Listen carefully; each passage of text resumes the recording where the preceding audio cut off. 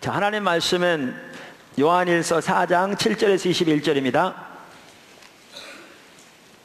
우리 하나님 말씀을 읽는 게 아주 중요하잖아요. 그래서 우리 좀 길긴 하지만 우리가 하나님의 음성을 듣는 자세로 같이 한번 읽었으면 좋겠습니다. 요한일서 4장 7절에서 21절. 사랑하는 자들아, 우리가 서로 사랑하자. 사랑은 하나님께 속한 것이니 사랑하는 자마다 하나님으로부터 나서 하나님을 알고 사랑하지 아니하는 자는 하나님을 알지 못하나니 이는 하나님은 사랑이심이라. 하나님의 사랑이 우리에게 이렇게 나타난 바 되었으니 하나님이 자기의 독생자를 세상에 보내심은 그로 말미암아 우리를 살리려 하심이라. 사랑은 여기 있으니 우리가 하나님을 사랑한 것이 아니요 하나님이 우리를 사랑하사 우리 죄를 속하기 위하여 화목제물로 그 아들을 보내셨습니다. 사랑하는 자들아, 하나님이 이같이 우리를 사랑하셨은즉 우리도 서로 사랑하는 것이 마땅하도다. 어느 때나 하나님을 본 사람이 없으되 만일 우리가 서로 사랑하면 하나님이 우리 안에 거하시고 그의 사랑이 우리 안에 온전히 이루어지느니라. 그의 성령을 우리에게 주심으로 우리가 그 안에 거하고 그가 우리 안에 거하시는 줄 아느니라. 아버지가 아들을 세상의 구주로 보내신 것을 우리가 보았고 또 증언하노니 누구든지 예수를 하나님의 아들이라 시인하면 하나님이 그의 안에 거하시고 그도 하나님 안에 거하느니라. 하나님이 우리를 사랑하시는 사랑을 우리가 알고 믿었노니 하나님은 사랑이시라. 사랑 안에 거하는 자는 하나님 안에 거하고 하나님도 그의 안에 거하시느니라. 이로써 사랑이 우리에게 온전히 이루어진 것은 우리로 심판날에 담대함을 가지게 하려 함이니 주께서 그러하신 것 같이 우리도 이 세상에서 그러하리라. 사랑 안에 두려움이 없고 온전한 사랑이 두려움을 내쫓나니 두려움에는 형벌이 있음이라. 두려워하는 자는 사랑 안에서 온전히 이루지 못하였느니라. 우리가 사랑함은 그가 먼저 우리를 사랑하셨음이라. 누구든지 하나님을 사랑하노라 하고 그 형제를 미워하면 이는 거짓말하는 자니 보는 바 그 형제를 사랑하지 아니하는 자는 보지 못하는 바 하나님을 사랑할 수 없느니라. 우리가 이 계명을 주께 받았으니 하나님을 사랑하는 자는 또한 그 형제를 사랑할지니라. 아멘. 우리가 구원에 대해서 3D로 살펴보면서 지금 요한 1서를 살펴보고 있습니다. 우리가 여러 차례 살펴본 것처럼 요한 1서는 우리가 진정한 구원을 받았다면, 우리가 올바른 신앙생활을 하고 있다면 우리에게 반드시 나타나야 할 열매 3가지를 반복적으로 말하고 있습니다. 그 열매가 형제사랑입니다. 그중 하나가. 그래서 거룩한 삶, 순종하는 삶, 사랑하는 삶. 그래서 오늘 본문도 지금 그 반드시 나타나야 할 열매 중에 하나로 이 형제사랑을 다시 언급하고 있습니다. 그래서 우리가 이 부분은 이미 보았지만 동시에 오늘 본문에는 앞에서 나오지 않은 형제사랑과 관련해서 매우 중요한 부분이 있습니다. 그래서 오늘은 그 부분을 같이 살펴보고자 합니다. 아멘. 제가 일부 예배 시간에 나눴는데 어떤 분들은 포도나무교회 설교를 좀 힘들어합니다. 이해 못하고 그런 분들이 계신데요. 여러 가지 이유가 있을 수 있습니다. 근데 제가 보기에는 90% 정도는 지금 제가 말하려고 하는 이유 때문에 그렇습니다. 여러분이 설교가 힘든데, 그럼 여기 제가 안 계실 텐데, 힘든데 제가 말하는 이유 때문이 아니라면 여러분은 그 나머지 10%에 속한 사람입니다. 근데 대부분은 그것 때문에 그럴 겁니다. 그게 뭐냐 하면 오늘날 적지 않은 사람들이 신앙생활 하되 신앙을 자기 생활에서의 유익을 위한 하나의 액세서리 정도로 이해합니다. 그러니까 삶의 선한 관점을 제공해주는 좋은 도덕적인 가르침 내지는 그래도 교회오면 마음이 평안하고 혹시 하나님이 계시면 내가 어려움을 당할 때 도와줄 수도 있고 하는 식의 이해. 그러니까 그런 분들은 신앙생활 하면서도 너무 깊이 빠지면 안 돼. 그 광신도 되는 거야. 적당히 해야지. 그런 이해를 가지고 있습니다. 그러니까 이런 분들은요, 하나님의 길이 뭔가를 알아서 그 하나님의 길을 따라 행함으로 하나님 그분을 기쁘게 하고 그분과 함께 있고자 하는 그러한 자세 없습니다. 여러분 이거 아세요? 이슬람 믿는 사람들, 그들을 무슬림이라고 합니다. 그 과격한 사람들은요, 사실 테러리스트들이죠. 그래서 많은 이슬람을 믿는 무슬림들도 과격 분자들은 배척하는 그런 경우가 많습니다. 최근에도 페이스북을 보니까 어떤 사람이 기독교냐는 이유로 죽여서 나무에 매달아 놓은, 그리고 그 아래서 사진 찍고 좋아하는 그런 일도 있고요. 임신 8개월 된 여인을 기독교인에게 결혼했다는 이유로 이렇게 질질 끌고 가서 처형에 처하는 이런 일들도 나오는, 그래서 아주 그런 부분에서 볼 때 아주 정말 이렇게 심각한, 얼마나 사람들이 잘못되면 잘못될 수 있는가를 볼 수 있는, 그렇게 되는데요. 여러분, 근데 모든 무슬림들이 다 그렇지 않습니다.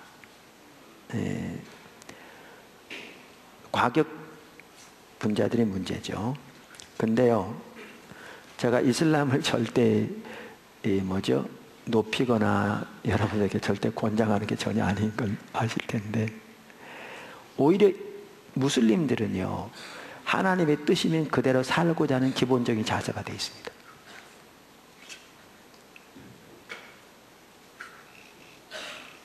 오히려 인도네시아 선교사님도 그 얘기 하잖아요.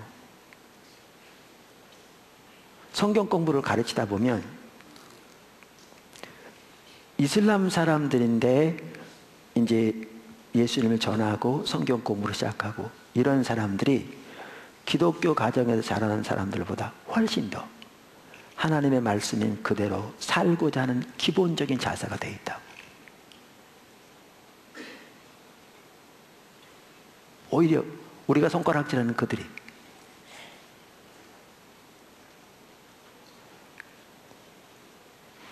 그런데 아까 그러한 이해를 가지고 있는 사람들은 그러한 자세는 찾아볼 수 없습니다.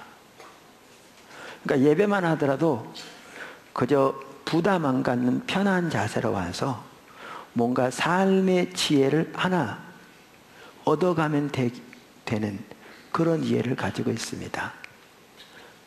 찡한 감동과 함께.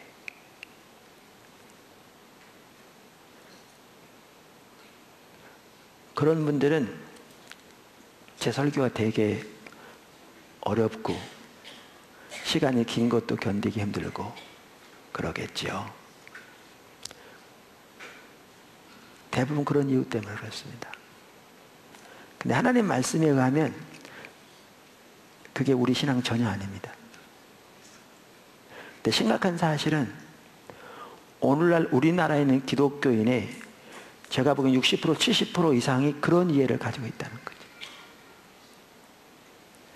말을 그렇게 안 해도 실제 삶에서는 그런 이해를 가지고 있다는 겁니다.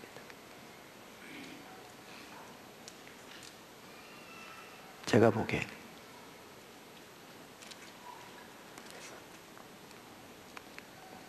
근데 우리는 그렇게 되면 안 되죠.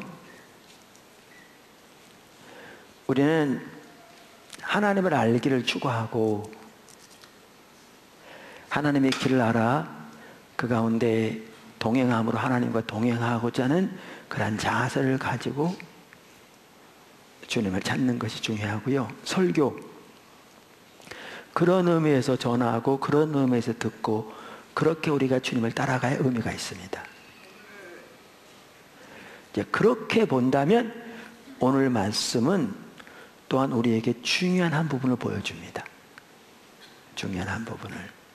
그래서 우리가 하나님의 말씀을 들을 때 그렇게 하나님의 뜻대로 살고자 하는 태도와 자세를 가지고 그 길을 배우고 그 길을 따라 행함으로 주님과 동행하는 삶을 살고자 하는 자세와 태도를 가지고 듣고 또 하나님의 말씀을 살펴보고 또 배운 대로 삶에서 적용하기를 힘쓰고 비록 가다 넘어질지 몰라 다시 일어나서 다시 추스리고 다시 회개하고 주의 길로 가기를 힘쓰는 그런 저와 여러분이 되기를 주님의 이름으로 축원합니다.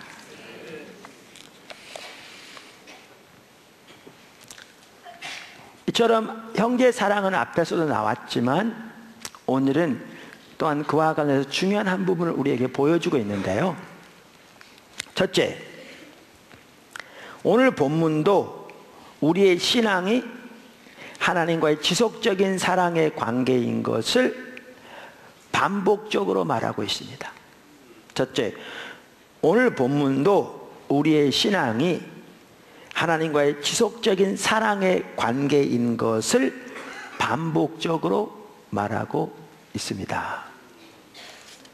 우리가 이미 앞에서 살펴본 것처럼 요한일서는 우리의 구원을, 우리의 신앙을 다 같은 말이라고 그랬죠. 단 한마디로 뭐라고 표현하느냐?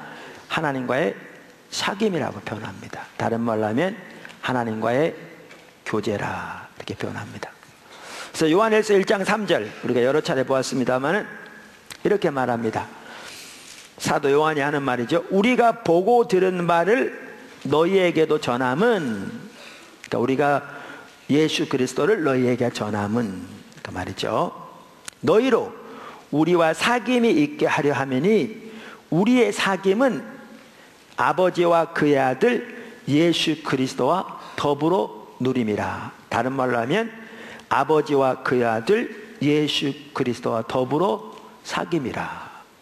그래서 여기에 보시면요, 우리의 구원을 단 한마디로, 우리의 신앙을 단 한마디로 뭐라고 표현하고 있는가? 하나님과 예수님과의 사귐이라 이렇게 말합니다. 교제라. 그런데 우리가 이미 살펴본 대로 요한일서는 이 하나님과의 사귐을 다른 말로 뭐라고 표현하는가 하면 하나님을 아는 것이라고 표현합니다.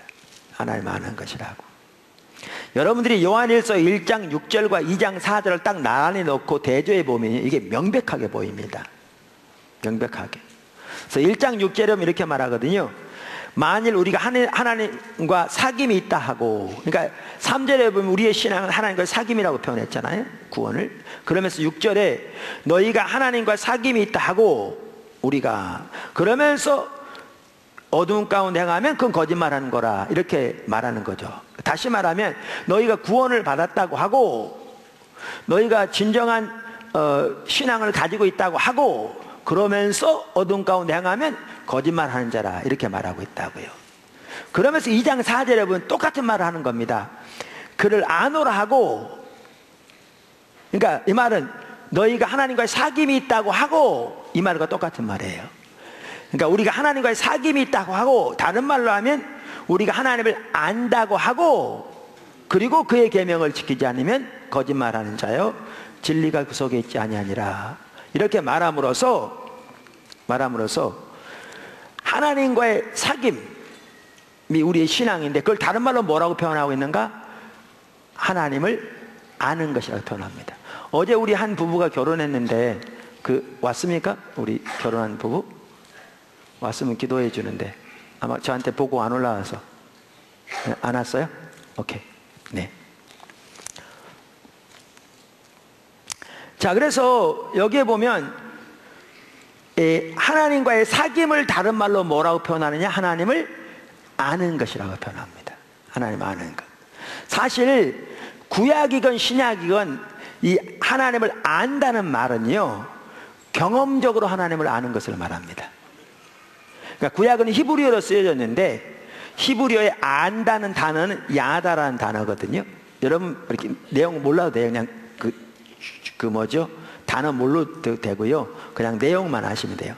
신약에 안다는 단어는 기노스코라는 단어인데, 기노스코는 헬라어입니다. 신약은 헬라어로 쓰여졌기 때문에 구약의 야닥은 신약의 기노스코건 모두 이 안다는 말은 경험적으로 하는 것을 말합니다. 그래서 이것을 명확하게 어느 책보다 보여주는 책이 요한일서입니다. 그래서 우리의 신앙을 한마디로 하나님과의 사귐이라고 표현하면서 이거를 다른 말로 뭐라고 표현하느냐? 하나님을 아는 것이라고 표현합니다. 이게 같은 의미입니다. 그래서 우리가 이건 이전에 살펴보았는데 요한일서 2장 4절에 그를 아노라 하고 그러면서 그 구절에 대해서 주석을 달면서 제가 세 가지 주석을 읽어볼 텐데요. 하나는 페트라 주석이고요. 두 번째는 성경 번역학자들을 위해서, 성경 번역하는 사람들을 위해서 사용되도록 미국 성서공회에서 나온 그 노트북, 요한일서에 대한 노트북, 그걸 읽을 거고요. 세 번째는 브로드만 앤 홀만 출판사에서 나온 뉴 아메리칸 바이블 커멘터리 주석 시리즈의 요한 1, 2, 3서에 대한 주석에서 닥터 에이킨이 그 구절에서 어떻게 말할 텐데, 이 세 구절, 세 부분 다 읽어볼 텐데, 이 세 학자들 모두, 실제로는 학자들 4명이죠. 한들은 두 공조니까, 모두 여기 안다는 말이 하나님과 친밀한 교제를 의미한다고 얘기하고 있습니다. 이건 너무나 당연한 사실이거든요. 제가 읽어볼게요. 먼저 그 페트라 주석입니다. 본절은 앞절에 대한 자세한 설명이다 그러면서 저를 아노라는 예수 그리스도를 통해서 하나님과 교제를 나누며 영생을 소유하셨음을 나타내는 주장이다. 그러면서 요한복음 10장 3절 가로 열고 가로 닫고, 요한복음 10장 3절이 뭐죠? 예수님께서 하신 말씀, 영생은 곧 유일하신 참 하나님과 그가 보내신 자 예수 그리스도를 아는 것입니다. 이 구절 말하면서 하나님과 이러한 관계를 형성한 자라면 그는 하나님의 도덕적인 요구인 계명에 순종하는 모습이 드러나야만 한다. 다시 말하면 여기에 안다는 말을 예수 그리스도를 통해서 하나님과의 나누는 친밀한 교제를 의미한다라고 얘기하는 거죠. 여기에 아까 말한 미국 성서공회에서 나온 그 노트북에서는요 이렇게 말합니다. The verb to know means, 그러니까 안다는 그 단어는 in this passage, 이 구절에서 to have become intimately acquainted with, namely with a person's intentions and character. 한 사람의 의도와 성품과 친밀하게 아는, 그 의도를 아는 것을 의미한다. 이렇게 말합니다. 다시 말하면 이 안다는 동사는 이 구절에서 친밀한 교제 안에 있다, 혹은 친밀한 교제를 가지다 라는 뜻으로 쓰였다는 겁니다. 그래서 어떤 사람의 성품이나 의도를 친밀하게 아는 것을 의미한다는 거죠. 친밀한 교제. 닥터 에이킨은 이걸 더 좀 광범위하게 말하면서 잘 설명했어요. 제가 읽어볼게요. 그건 그냥 제가 번역한 내용만 읽어볼게요. 이 구절에서 하나님을 아는 지식이 단순히 지적인 지식으로 정리될 수 없다는 것이 명백하다. 정의될 수 없다는, 그러니까 단순히 지적인 지식으로 정의될 수 없다는 것이 명백하다. 그것은 정확히 요한이 대항에서 전쟁을 치르고 있던 견해였다. 무슨 말이냐면요, 요한복음 쓰여지게 된 계기 중에 하나가 요한일서가 그 당시 팽배한 영지주의를 대항하기 위해서라고 했잖아요. 영지주의는 이단적인 가르침인데 핵심적인 가르침이 뭐라고요? 오늘날 신천지하고 너무나 비슷해요. 자기들만 아는 특별한 영적인 지식을 알므로 구원 얻는다고 그렇게 가르쳤다고요. 근데 요한일서는 이거를 대항하게 쓰여졌기 때문에 여기에 하나님을 아노라 하고 이렇게 말한 이 구절은 단순히 지적인 그러한 지식을 의미하는 것이 전혀 아닌 것을 볼 수 있다는 거예요. 이 배경을 볼 때 그렇게 될 수가 없다는 겁니다. 그게 명백하다. 단순한 지적인 지식만 말하는 것이 아닌 것이 명백하다. 그러면서 이렇게 말합니다. 하나님을 여러분 보세요. 이 성경을 이해할 때요, 성경 전체적으로 이해해야 되거든요. 이게 신학적 해석이에요. 그런데 신학적 해석은 각 구절에 대한 이해를 종합해서 나와야 돼요. 그래야 올바른 신학적 이해가 되죠. 그래서 신학적인 해석 이전에 그 구절에 대한 해석이 먼저 돼야 돼요. 이게 모아져야 올바른 전체 이해가 나올 거잖아요. 아까 주석을 단 학자들은요, 전체적인 것을 말하는 학자들이 아니고 각 주석들, 구절들을 해석하는 학자들입니다. 구절들은. 그러니까 성경 전체적으로 알다는 단어가 이런다는 걸 제가 말씀드렸지만, 이 저자는 이 구절에 관해서 요한 1서 전체에서 이것이 뭘 말하는가를 해석하는 학자이기 때문에 뭐라고 말하냐면, 이 구절만 보아도 이 지식이 단순히 지적 지식만을 의미하는 것이 아닌 게 분명하다는 거죠. 왜냐하면 그 당시 이 성경이 쓰여진 배경을 본다면 그 얘기입니다. 그러면서 이렇게 말합니다. 하나님을 아는 참된 지식은 서로 분리될 수 없는 지적, 도덕적, 그리고 영적 요소들을 포함한다. 하나님을 아는 데는 세 가지 요소가 포함된다는 거예요. 지적인 요소, 도덕적인 요소, 영적인 요소. 아주 중요하게 잘 말했죠. 이렇게 말합니다. 성경에 나오는 하나님을 아는 지식은 지적일 뿐 아니라, 당연히 하나님을 아는 지식에 뭐가 포함돼요? 지적인 게 포함돼요. 무슨 말이냐? 성경을 통해서 하나님이 어떤 분인가를 이론적으로, 성경적으로, 지식적으로 아는 게 포함됩니까? 안 포함됩니까? 포함됩니다. 중요합니다. 늘 말씀드린 대로. 그래서 질적일 뿐만 아니라 또한 경험적이고 역동적이다. 다이내믹. 그러면서 이 지식은 단순히 추상적인 혹은 관념적인 추측에 의해서 얻어지는 것이 아니라, 잘 들어보세요, 참된 하나님과의 영적인 관계 안에서 삶을 살아감으로써 얻어진다. 아주 잘 말해주고 있는 거죠. 그러니까 성경에 말한 하나님을 아는 지식이라는 것은 이 지식적인 이해, 성경적인 지식을 포함하지만 인격체신 하나님과의 친밀한 교제 가운데서 그분과 동행하면서 경험적으로 그분을 아는 것을 포함한다는 거예요. 포함한다는 거죠. 제가 지금 뭘 말씀드렸냐면, 요한일서는 우리의 구원을 한마디로 뭐라고 표현하느냐? 하나님과 사귐이라고 표현하거든요. 친밀한 교제. 그런데 이걸 다른 말로 뭐라고 표현하느냐? 하나님을 아는 것이라고 표현한다는 거죠.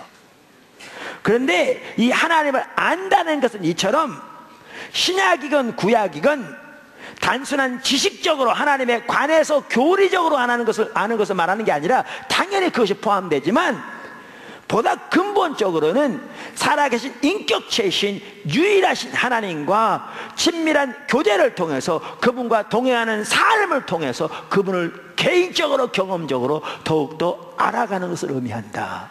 이게 하나님을 아는 것이라는 거예요. 이게. 그래서 요한일서는 이 하나님을 아는 것을 다른 말로 뭐라고 표현하느냐면 하나님과의 사귐이라고 표현한다고요. 근데 요한일서는 이처럼 우리의 신앙 전체를, 우리의 구원 전체를 하나님과의 사귐, 하나님을 아는 것이라고 표현하는데, 오늘 본문 말씀에서도 이것이 반복적으로 강조되어 있습니다. 반복적으로. 그래서 아까 읽었던 4장 7절 한번 보시죠. 본문 요한일서 4장 7절. 사랑하는 자들아, 우리가 서로 사랑하자. 사랑은 하나님께 속한 것이니 사랑하는 자마다 뭐요? 하나님으로부터 나와서, 이 말은 완료형입니다. 이미 하나님께 또 난 자라, 그 말이죠. 그리고 어떤 자라? 하나님을 알고. 이 말은 현재형입니다. 지속적인 행동. 그러니까 여기에 보아도 우리의 신앙을 하나님을 아는 것으로 표현합니다. 바로 다음 절 보십시오. 사랑하지 아니하는 자는 하나님을 알지 못하나니 이는 하나님은 사랑이심이라. 이렇게 말함으로써 여기에서 보면 뭐라고요? 우리의 신앙을 하나님을 아는 것이라고 표현합니다. 이렇게 하나님을 아는 것, 다른 말로 하면 하나님과 친밀한 교제가 우리 신앙인데, 이런 하나님을 아는 것, 하나님과 친밀한 교제 가운데 있으면 반드시 우리에게 나타날 열매 중에 하나가 뭐라고요? 하나님을, 그러니까 형제를 사랑하는 것이라 이렇게 말하죠. 형제 사랑.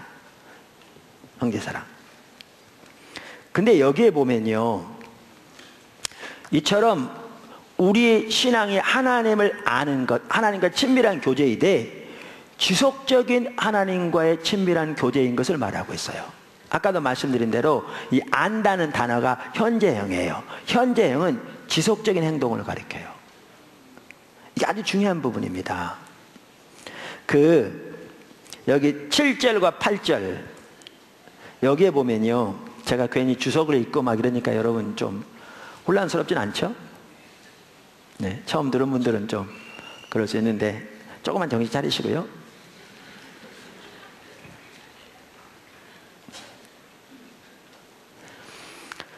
여기 8절에 사랑하지 아니하는 자는 하나님을 알지 못하나니, 이 알지는 단순 과거입니다. 그러니까 점적인 행동, 늘 말씀드린 대로. 그런데 바로 윗절에 사랑하는 자는 하나님으로부터 나와서 하나님을 알고, 이 말은 현재형입니다. 그러니까 지속적인 행동을 가리킵니다. 자, 그러면서 이 페트라 주석은 이렇게 말합니다. 한편 알지, 8절에 알지의 헬라어 에그노는 단순 과거로 현재 시상을 사용한 앞절의 기노스케이, 그 알고와 대조를 이룬다. 기노스케이, 사당 7절에 알고죠. 사랑하는 자들이 하나님과의 교제를 통해서 지속적으로 하나님을 알고 있는 것을 시사하는 반면에, 여기 보세요. 여기 똑같이 말해요. 7절에 나오는 하나님을 알고의 그 알고가 하나님과의 교제를 통해 지속적으로 하나님을 알고 있는 것을 시사하고 있는 반면에, 본절의 에그노, 8절의 알고의 알지의 에그노는 사랑하지 아니하는 자가 하나님을 전혀 알거나 경험하지 못했음을 암시한다. 다시 한번 8절은 형제를 사랑하지 않고 있다면 이 사람은 전혀 하나님을 모르는 자인 것을 보여주기 위해 이렇게 표현했다는 거예요. 그러면서 이렇게 말했습니다. 아우드 마샬이라는 유명한 학자들이 이렇게 말했는데요, 사랑하는 자가 모두 하나님을 아는 것은 아니라 할지라도 하나님을 아는 자는 반드시 사랑할 수밖에 없다. 요한은 이러한 사실을 앞절과 대조에서, 대조를 통해 다시 한번 강조하고 있다. 제가 설명할게요. 자주 얘기하잖아요. 논리적으로 A = B다. 근데 B = A라는 말은 아니라는 거죠. 제가 자주 얘기하듯이, 제 아내는 여자예요. 근데 여자는 제 아내가 아내예요. 제 아내는 여자라는 말이 여자는 내 아내라는 말이다, 이렇게 돼버리면 이건 문제가 심각해요. 이런 것처럼 이 하우드 마샬이 하는 게 뭐냐면, 사랑한다고 해서 다 하나님을 안다는 말은 아닐 수 있다는 거예요. 이단들도 자기네끼리 얼마나 사랑하거든요. 지금 신문에 막 나오고 하는 것처럼. 그러니까 사랑한다고 해서 다 하나님을 안다는 것은 의미하지 않을 수 있다는 거예요. 근데 반대로 하나님을 안다면, 하나님과 올바른 관계에 있다면, 하나님과의 진정한 친밀한 교제 가운데 있다면 반드시 그 사람은 사랑하는 열매를 맺게 돼 있다는 거예요.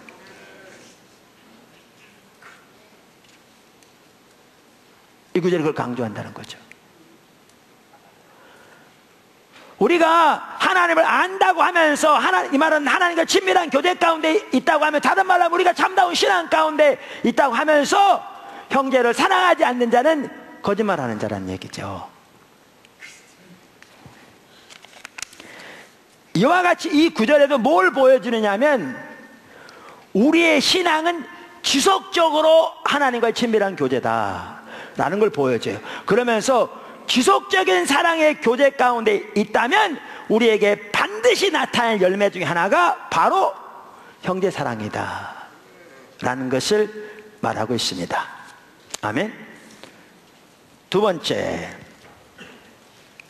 선순환과 악순환. 선순환과 악순환. 오늘 본문에 보면요,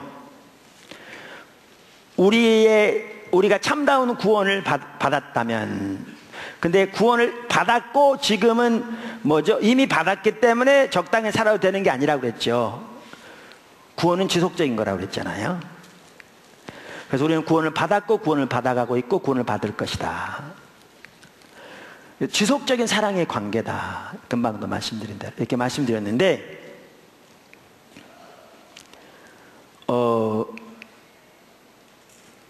우리가 이렇게 진정한 구원을 받고 있다면, 그리고 다른 말해서 우리가 진정한 하나님과 올바른 관계 가운데 있다면 우리에게 반드시 나타나야 할 열매 중에 하나로 형제 사랑을 말하고 있을 뿐만 아니라, 본문에 보면요, 우리가 형제를 사랑하는 것이 또한 하나님과의 더 친밀한 교제 가운데로 우리를 인도한다는 걸 말하고 있습니다.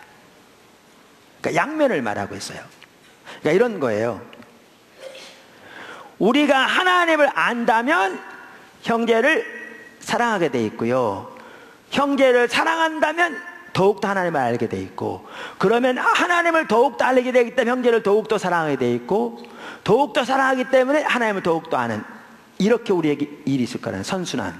그럼 반대는 뭐겠어요? 악순환인데, 우리가 예수를 믿는다고 말할지 몰라도 우리의 신앙의 하나의 종교적인 의식과 모양을 행하는데 불과하다면, 다시 말하면 하나님과의 올바른 관계 가운데 있지 않다면, 하나님을 알지 못한다면 형제를 사랑하는 열매가 나타나지 않을 거라 그 말이죠. 그러니까 형제를 사랑하지 않는다면 이건 하나님을 모른다는 의미라는 거죠. 근데 그런 사람은 하나님을 모르기 때문에 형제를 사랑하지 않을 것이요, 또 반대로 형제를 사랑하지 않기 때문에 더욱더 하나님을 모르게 될 거라는 거죠. 그럼 더욱더 사랑하지 않게 될 거고, 그럼 더욱더 모르게 될 거고, 이게 악순환이라는 거죠. 그래서 여기에 보면 선순환과 악순환이 있습니다. 여러분은 선순환을 택하실래요? 악순환을 택하실래요?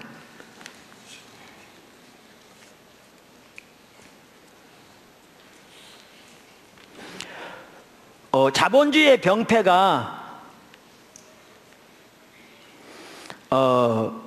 그 병폐 중에 한 핵심이 빈익빈 부익비래요. 근데 하나님의 관점에서는요, 하나님 나라의 중요한 법칙 중에 하나가 빈익빈 부익부예요. 이 말은 자본주의처럼 돈 많은 사람은 더 많이 벌게 될 거고 가난한 사람 있는 것만 뺏기래, 그게 아닙니다. 그건 자본주의의 병폐고요. 하나님과의 관계에서, 영적인 분별력에서, 하나님을 아는 지식에서 있는 자는 더욱더 있게 되고 없는 자는 있는 것마다 빼앗길 거라 그 말입니다. 이건 아주 중요한 법칙입니다.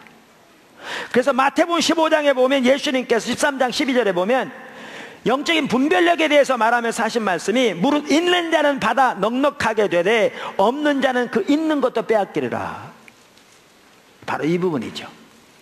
여러분 달란트의 비유에서도 보시면요, 5달란트 받은 사람은 5달란트 남기고 2달란트 받은 사람은 2달란트 남겼습니다. 근데 1달란트 받은 사람은 그걸 묻어뒀다가 1달란트 드렸더니 악하고 게으른 종이라고 말하면서 그 하나를 빼앗아서 10달란트 받은 자에게 주님이 주었죠.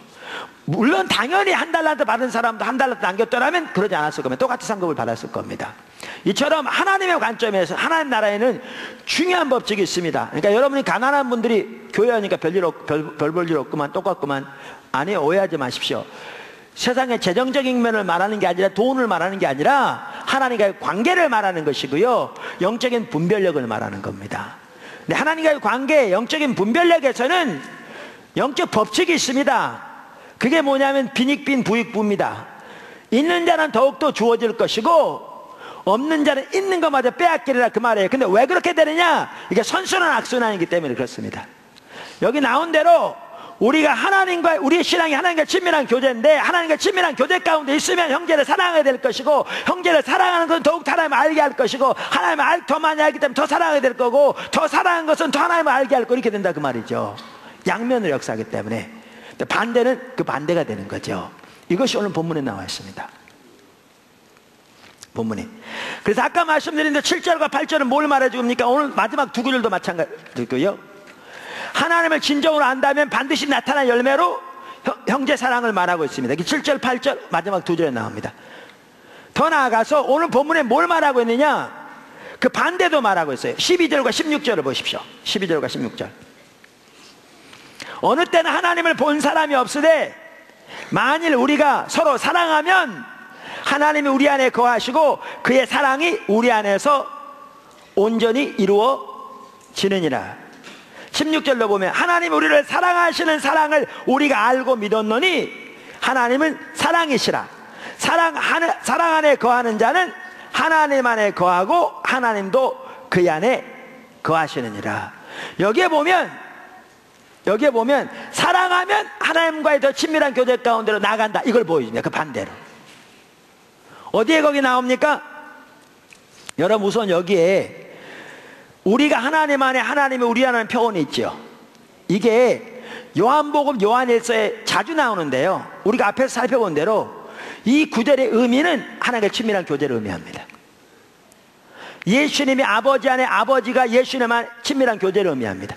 우리가 예수님 안에, 예수님이 우리 안에, 이건 친밀한 교제를 의미합니다. 친밀한 교제를 의미해요. 아까 제가 말씀드린 미 성서공회에서 나온 그 성경 번역하는 사람들을 위해서 이렇게 주석처럼 써놓은 노트가 있다고 그랬잖아요. 핸드북 시리즈입니다. 죄송합니다. 핸드북 시리즈에 거기에 이 요한일서 2장 5절에 대해서 그 저자들이 이렇게 얘기했거든요. 이로써 우리가 그의 안에 있는 줄 아노라, 이 부분에서 말하면서 이 문장은 요한의 내재성의 신학에 관한 예이다. 즉 기독교인 하나님 예수님 안에, 혹은 하나님 예수님이 기독교인 안에, 하나님과 예수님이 서로 안에, 이러한 내재성에 관한 예이다. 그러면서 이 개념은 가로 열고 안에 있다 혹은 안에 거하다는 형태로 가로 닫고, 이 개념은 요한복음과 요한일서에 35번 발견된다. 어떤 사람이 하나님으로부터 날 때 그는 신성의 각 위, 즉 성부, 성자, 성령과 친밀한 교제 가운데로 태어난다. 성부, 성자, 성령과 친밀한 교제 가운데 태어난다는 말을 성경은 뭐라고 표현하고 있는가? 우리가 하나님 안에, 하나님이 예수 안에라고 하나님 우리 안에라고 표현하고 있다는 거죠. 태어난다. 그러면서 이제 아까 윗규대로 되는 건데, 그 명령들을 지키는 것이 이 연합을 증거한다. 그러니까 여기에서 보아도 알 수 있지, 뭘 보여주냐면, 그러니까 우리가 예수님 안에, 예수님이 우리 안에라는 이 표현이 하나님과 친밀한 교제를 의미한다는 거예요. 친밀한 교제를. 아까 닥터 에이킨도 이렇게 얘기합니다.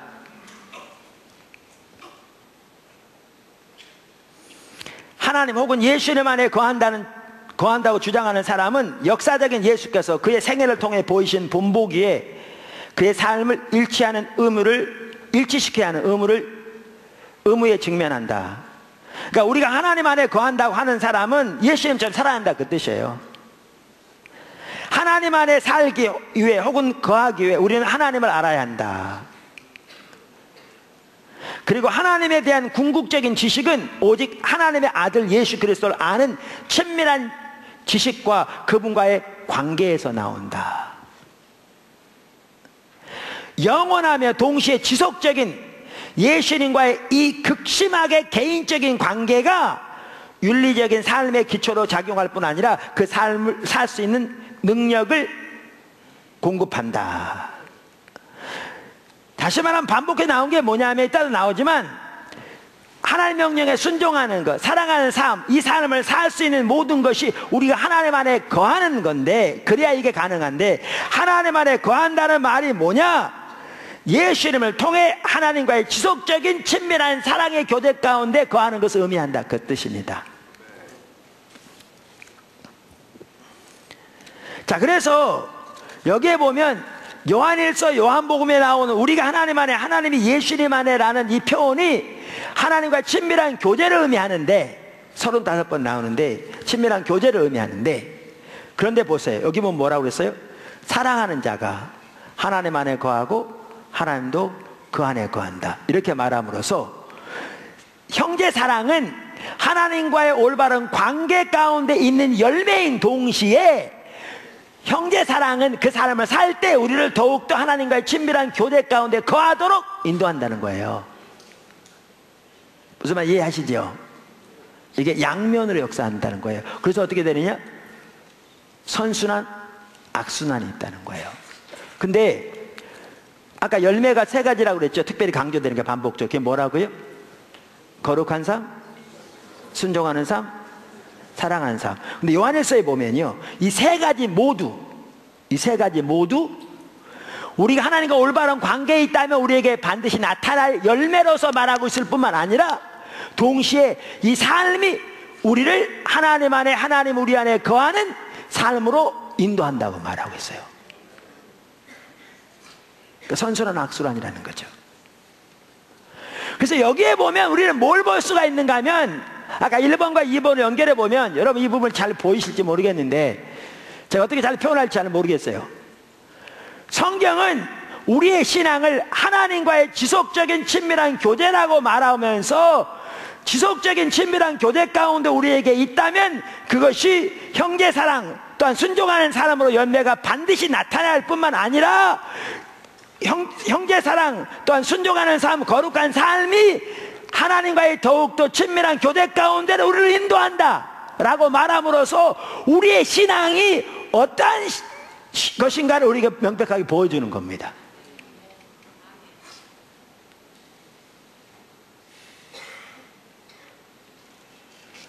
다시 말하면 우리가 주일날 빼놓지 않고 교회에 나오고 나름대로 종교적인 의식과 행사를 몇 가지 한다 할지라도, 우리가 하나님과의 올바른 친밀한 교제 가운데서 이러한 열매가 우리 삶 속에 나타나지 않을 뿐만 아니라, 또한 이러한 그 순종하는 삶, 사랑하는 삶, 거룩한 삶을 통해서 더욱더 하나님과 친밀한 교제 가운데 나아가는 그러한 삶을 살고 있지 않다면 우리는 근본적으로 문제가 있다는 겁니다.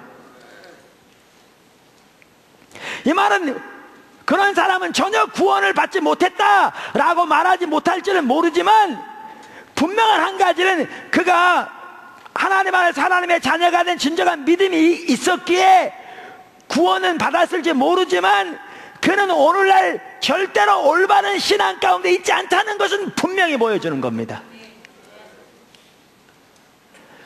왜냐하면 우리의 신앙이 올바른다는 얘기는 하나님을 안다는 얘기고, 하나님과의 사귐이 우리의 신앙인데, 하나님을 아는 자리에 있다면 반드시 열매가 나타나게 돼 있기 때문에 그렇습니다.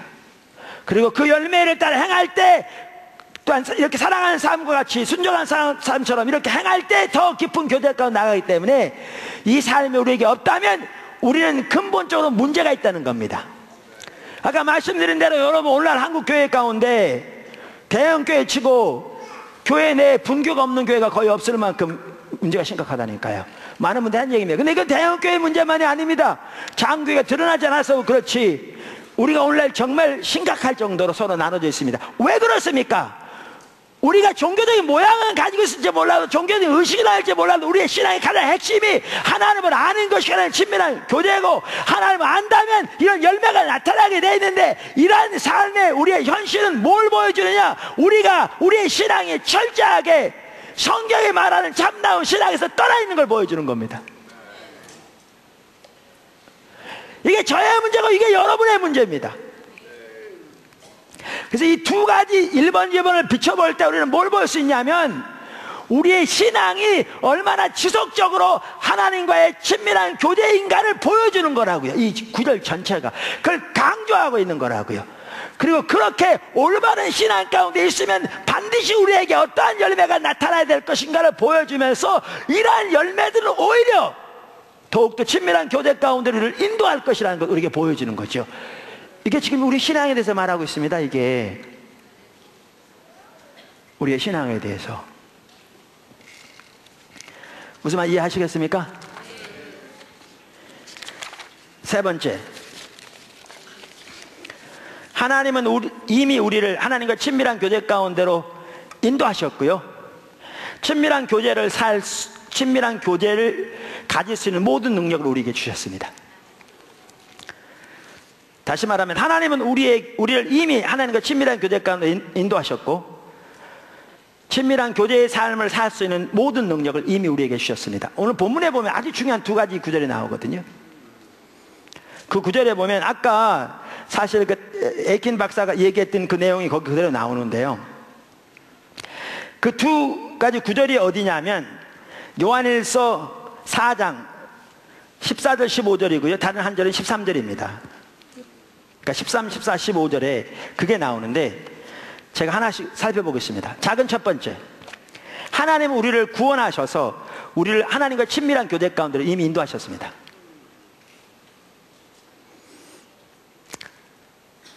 자, 성경 보시죠. 요한일서 오늘 본문 4장 14절 15절. 아버지가 아들을 세상의 구주로 보내신 것을 우리가 보았고 증언하노니 누구든지 예수를 하나님의 아들이라 시인하면 하나님이 그 안에 거하시고 그도 하나님 안에 거하시느니라. 아멘.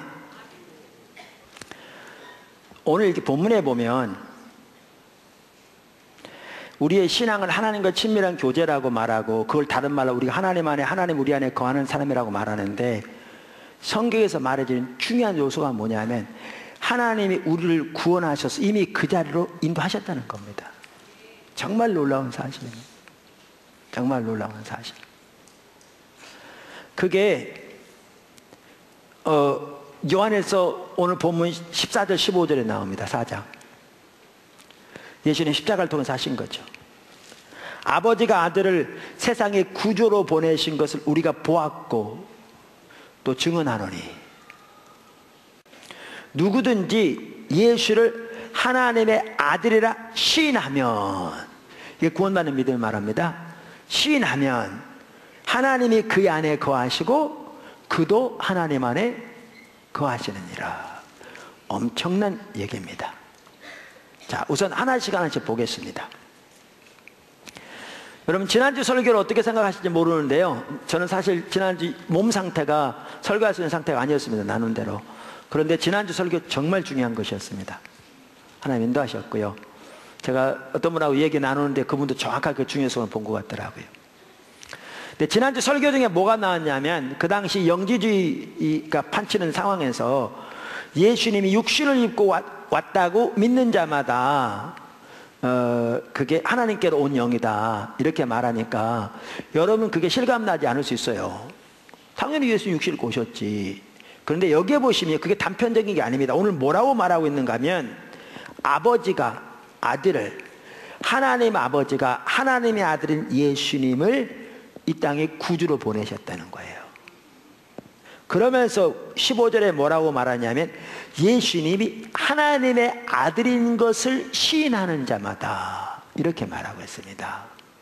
그러니까 이 말은 뭐냐 하면요, 예수님이 하나님의 아들이시고 하나님의 본체신데 우리를 위해 이 땅에 오셔서 우리를 위해 십자가에 못 박혀 돌아가시고 죄와 사탄과 사망의 권세를 멸하시고 부활하셔서 우리의 구세주가 주님이 되신 것을 시인하는 자마다, 그런 뜻입니다.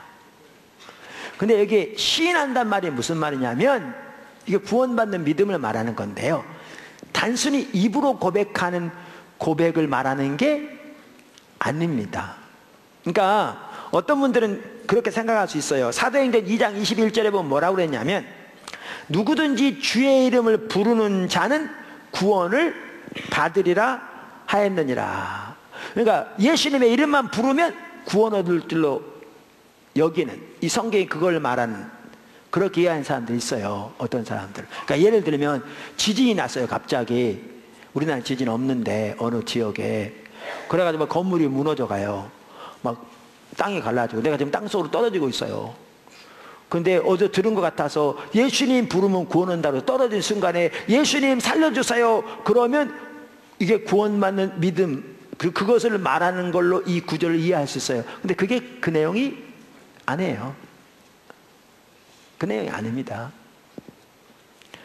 그러면 여기에 주의 이름을 부르는 자는 구원을 받으리라고 말한 내용이 무엇을 의미하는가, 그거를 정확하게 볼 수 있는 구절이 어디냐면요, 로마서 10장입니다. 로마서 10장. 로마서 10장에 보면 사도 바울이 복음을 전하는 자가 있어야 듣지, 그리고 복음을 들어야 구원 얻을 게 아니냐, 그러면서 하는 말입니다. 그러면서 여기 9절 보십시오. 로마서 10장 9절 이렇게 말하죠. 내가 만일 내 입으로 예수를 주로 시인하며 또 하나님께서 그를 죽은 자 가운데서 살리신 것을 뭐로 믿으면? 내 마음에 믿으면, 여기에 마음이란 말은요, 하트를 말합니다. 단순한 이론적인 지식, 머리로 아는 교리적인 지식을 말하는 게 아니고요, 마음으로 아는 것을 말하는 건데, 마음으로 아는 것은 뭐가 전제됩니까? 성령의 조명이 전제됩니다. 성령의 조명이. 자 보십시오. 마음에 믿으면 구원을 받으리라. 사람이 마음으로 믿어 의에 이르고 입으로 시인하여 구원에 이르느니라. 그러면서 제가 왜 이 구절을 읽었냐면, 그 바로 13절에 보면 뭐라고 말하냐면, 누구든지 주의 이름을 부르는 자는 구원을 받으리라, 이렇게 말함으로써 지금 누구든지 주의 이름을 부르는 자가 구원 얻는다는 말이 무슨 뜻인지를 지금 여기에 설명하고 있기 때문에 그렇습니다. 그럼 이렇습니다. 예수님이 하나님의 아들이신데, 하나님의 아들이 우리를 구원하기 위해 이 땅에 육을 입고 오셨습니다. 오늘 본문이 말한 것처럼 하나님 우리를 사랑하셔서 하나님의 아들을, 우리의 죄로부터 우리를 구원하시고 이 땅에 보내셨습니다. 그리고 그분이 십자가에 못 박혀 돌아가시고 우리의 죄를 지시고 죄와 사망과 사탄의 권세를 멸하시고 부활하셨습니다.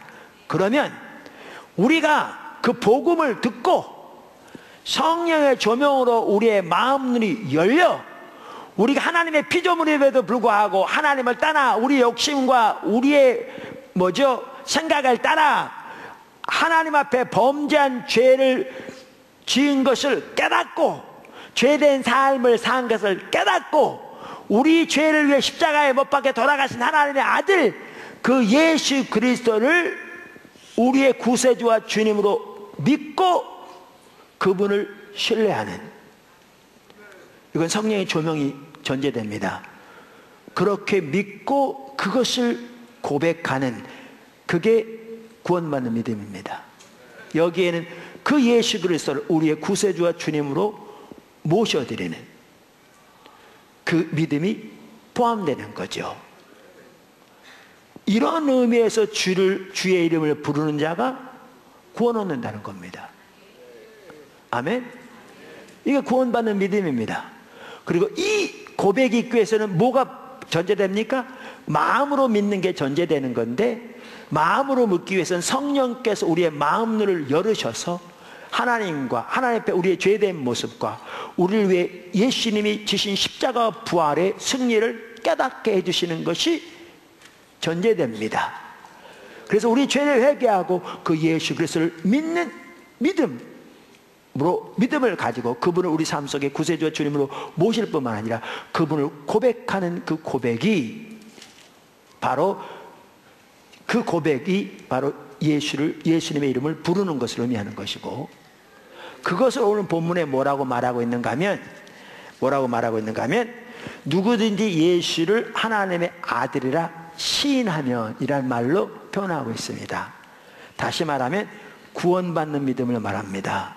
그럼 이렇게 우리가 예수님을 시인하면 어떤 일이 일어난다고요? 하나님이 우리 안에, 우리가 하나님 안에 거하는 일이 일어난다고요. 여러분, 이 일은요, 우리 어떠한 인간적인 노력이나 어떠한 세상적인 수단이나 방법이나 부나 세상적인 능력을 가지고도 할 수 없는 겁니다. 근데 이것이 예수님을 통해, 예수님의 십자가와 부활을 통해 하나님이 이루신 일이고, 하나님의 성령께서 우리의 마음문을 열으셔서 주님을 알게 하심으로 구원받는 믿음을 통해서 우리가 이 하나님과 친밀한 교제 가운데로 들어가게 되는 겁니다. 얼마나 놀라운 축복입니까? 여러분이 그래서 하나님을 알았다면 하나님이 여러분을 하나님 안에 거하고 하나님이 여러분 안에 거하는 그 삶으로 이미 인도하신 겁니다. 이 엄청난 일을 이루신 겁니다. 아멘. 오늘 성경은 한 가지를 더 말합니다. 그게 뭐냐면, 하나님께서 우리에게 성령을 주심으로써 우리로 하여금 하나님과 친밀한 교제 가운데 살아갈 수 있도록 인도하셨다는 겁니다. 13절을 보십시오. 오늘 읽은 13절, 바로 그 앞절. 그의 성령을 우리에게 주심으로, 그의 성령을 우리에게 주심으로 우리가 그 안에 거하고 그가 우리 안에 거하시는 줄을 아느니라. 그러니까 우리말에 주심으로 그랬죠. 이 주심으로라고 번역된 말이요, 헬라어의 호티라는 단어가 이 13절 맨 앞절에 있어요. 그 단어의 뜻은 왜냐하면 이라는 뜻입니다. 영어로 because 이런 뜻이에요. 그러니까 이 말은 뒤에 있는 우리가 하나님 안에 거하고 하나님이 우리 안에 거하시는 것에 대한 이유를, 그러니까 그것을 아는 이유를 말하는 겁니다. 페트라 주석이 이렇게 얘기했더라고요. 그의 성령을 우리에게 주심으로 우리가 그 안에 거하고 그가 우리 안에 거하시는 줄을 아느니라. 이 구절에 대해서 말하면서 그의 성령을 우리에게 주심으로는 호티, 왜냐하면 로 시작하는 절로서 본문 하반절에 언급된 하나님과 그리스도인 상호 간의 내주의 근거가 됨을 나타낸다. 그리스도인들이 아들을 통해서 하나님과 관계를 형성할 수 있는 것은 오직 성령의 역사에 의한 것이다. 그리스도인들이 공유한 성령은 그들로 하여금 믿음과 사랑을 경험하게 하여 하나님과 지속적인 관계, 즉 상호 간의 내주를 확신할 수 있도록 내적인 증거를 제시한다. 여기도 보시면 이 학자도 뭐죠? 사공 간의 내주를 다른 말로 뭐라고 표현하고 있어요? 하나님과 지속적인 관계라고 표현하고 있어요. 이 의미를. 그런데 그것이 뭐가 그것을 가능하게 한다고요? 성령께서. 그래서 그 삶을 살도록 하나님께서 우리에게 어떻게 하셨다고요? 성령을 주셨다는 거예요. 성령을 주셨다는 거죠. 여러분, 우리가 앞에서 나왔지만요, 요한일서 전체의 그 바탕에 뭐가 있냐면, 그 배경에 예레미야 31장 31절 34절이 들어있다고요. 앞에서 살펴봤어요. 무슨 말이냐면, 예레미야 31장 31절 34절은 구약 성경에서 신약에 대해서 예언하고 있는 구절이에요. 구약 성경에서 신약에 대해서 그 성경 구절이 요한일서 전체 바탕에 깔려 있다는 거예요. 그 배경에. 제가 읽어볼게요. 예레미야 31장 31절 34절. 여호와의 말씀이니라, 보라 날이 이르리니. 이 말은요, 이제 말세를 말해요. 예수님 올 때부터 말세거든요. 신약의 시대가 말세 시대예요. 날이 이르리니 내가 이스라엘 집과 유다 집에 새 언약을 맺으리라. 무슨 언약을 맺으리라고요? 새 언약. 그래서 신약이라고 그러죠. 이 언약은 내가 그들의 조상의 손을 잡고 애굽 땅에서 인도하여 내던 날에 맺은 언약과 같지 아니할 것을. 이 언약이 무슨 언약을 가리키죠? 구약. 신의 산에서 맺은 언약, 구약을 가리키죠. 그와 같지 아니할 것은 내가 그들의 남편이 되었어도 그들이 내 언약을 깨뜨렸습니다. 여호와의 말씀이니라. 그들이 하나님 언약을 깨뜨렸기에 하나님이 새 언약을 세우시겠다는 거예요. 아멘. 그럼 33절. 그러나 그날 후에, 이 말은 말세, 그 뜻입니다. 신약에 보면 신약 시대가 말세입니다. 그날 후에 내가 이스라엘 집과 맺을 언약은 이러하니 내가 나의 법을 그들의 속에 두며 그들의 마음에 기록하여 나는 그들의 하나님이 되고 그들은 내 백성이 될 것이라. 여호와의 말씀이니라. 이렇게 예언했는데 신약에 와보니까 하나님이 하나님의 법을 우리 속에 두신다는 말이 무슨 뜻이었어요? 하나님의 성령을 우리에게 주신다는 거예요. 신약에 와보니까. 그래서 그 성령님이 우리를 가르치시고 그 성령님이 우리를 생각나게 하시고 하나님의 말씀을 그 성령님이 우리를 깨닫게 하시고 그 성령님이 우리를 인도하실 거라는 거예요. 그러면서 새 언약의 특징이 뭐냐? 하나님이 하나님의 영을 우리에게 주실 거라는 거죠. 근데 여기 보세요. 여기 보면 그날 후에 내가 이스라엘 집과 새로운 언약은 이러하니 그랬죠. 이 이스라엘은요 신약에 보면 그래서 우리가 알 수 있는 게 우리가 새 이스라엘이에요. 여러분 신약은 뭐죠?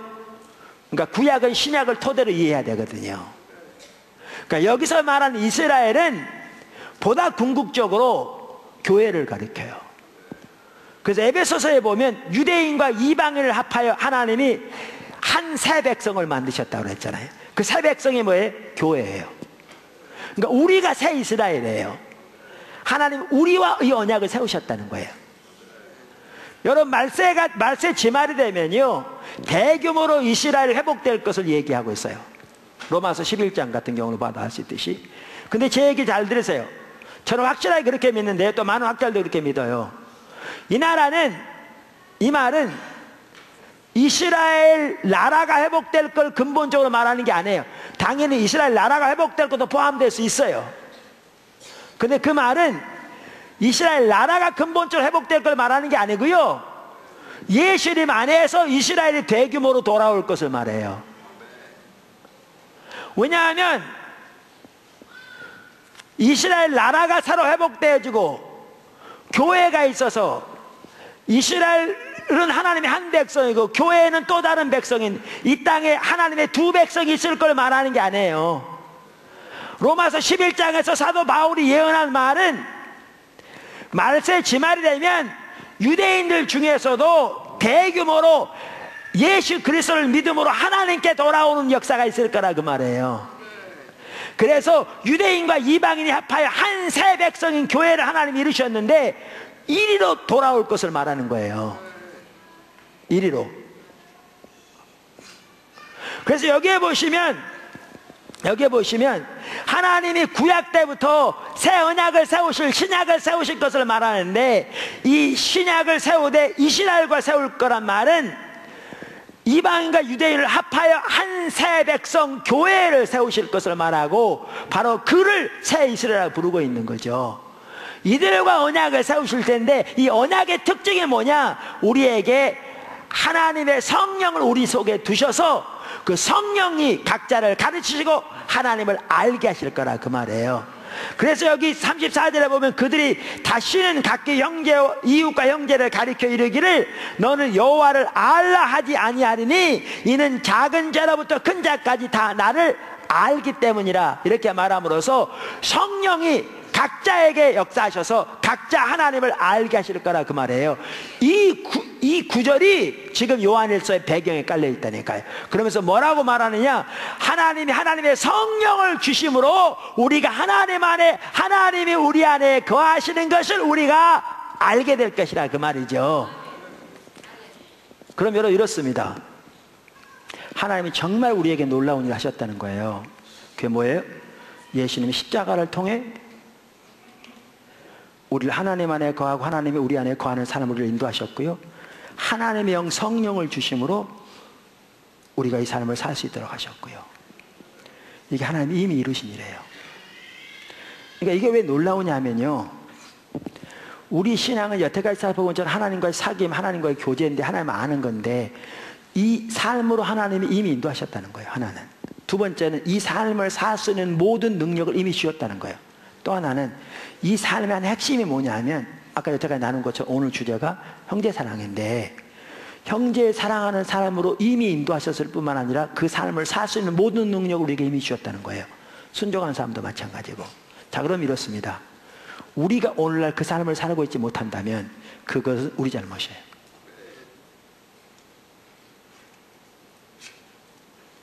그것이 하나님과 친밀한 교제든지 그것이 형제 사랑이든지 순종하는 사람이든지 우리가 그 삶을 살고 있지 못하다면 그거는 우리 잘못이라고요. 왜? 하나님은 이미 우리를 그 자리에 인도하셨고 여러분이 구원을 받았으면, 그리고 하나님께서 그 삶을 살 수 있는 모든 능력을 우리에게 이미 주셨기 때문에 우리가 그 삶을 살고 있지 못하다면 그것은 우리 잘못이에요. 그걸 여기서 보여줘요. 하나님은 우리로 하여금 하나님과 친밀한 교제 가운데서 이런 삶을 살 수 있도록 이미 인도하셨을 뿐만 아니라 그 삶을 살 수 있는 모든 능력을 우리에게 주셨습니다. 그게 십자가와 성령입니다. 십자가 성령입니다. 마지막 네 번째, 큰 네 번째입니다. 형제 사랑의 열매. 그러면 어떻게 이 삶을 살 것인가? 이 부분이 사실 오늘 본문이 말하는 아주 중요한 부분인데요. 남은 시간 동안 잘 요약해서 살펴보도록 하겠습니다. 오늘 본문에 보면 그럼 어떻게 형제를 사랑하는 삶을 살 것인가, 이 부분에 대해서 아주 잘 말하고 있어요. 그러니까 앞에 살펴본 구절들에 나오지 않은 부분이 오늘 부분에 잘 나와 있어요. 아까 말씀드린 것처럼 그걸 크게 요약하면 5가지로 요약할 수 있어요. 제가 쓴 십자가 복음 책에 하나님을 사랑하는 삶에 대해 다루면서 그 단원 1과에서 나눈 내용과도 정확하게 일치되는 걸 볼 수 있어요. 5가지를 볼 수 있습니다. 형제 사랑하는 삶, 제가 읽어볼게요. 첫째, 하나님이 우리를 먼저 사랑하셨습니다. 둘째, 우리가 그 사랑을 아는 것이 중요합니다. 셋째, 우리가 하나님의 사랑을 아는 만큼 하나님을 사랑할 수 있습니다. 넷째, 우리가 하나님의 사랑을 아는 만큼 자신을 사랑할 수 있습니다. 이 부분은 오늘 본문에 안 나와 있어요. 근데 중요하기 때문에 추가시켰고요. 연관되기 때문에. 마지막 5번째, 우리가 하나님의 사랑을 아는 만큼 형제를 사랑할 수 있습니다. 이게 오늘 본문에서 보여주는 매우 중요한 부분입니다. 자, 그럼 하나씩 살펴보겠습니다. 작은 첫 번째 뭐라고요? 하나님이 먼저 우리를 사랑하셨습니다. 여러분, 이게 가장 중요합니다. 이게 가장 핵심입니다. 오늘 읽은 본문 말씀 8절, 9절, 10절 다시 한번 보십시오.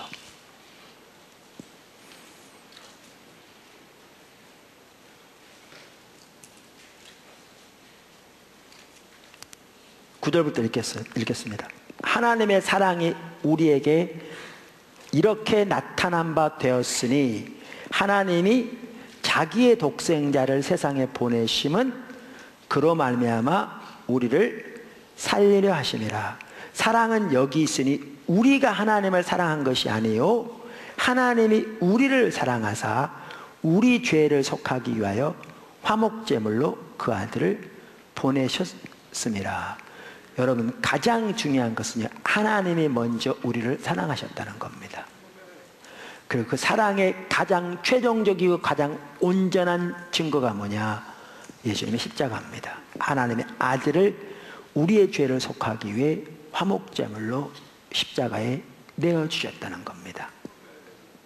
그래서 로마서 5장 8절에 이렇게 말하죠. 우리가 아직 죄인 되었을 때에 그리스도께서 우리를 위하여 죽으심으로 하나님께서 우리에게 대한 자기의 사랑을 확증하셨다, 이렇게 말합니다.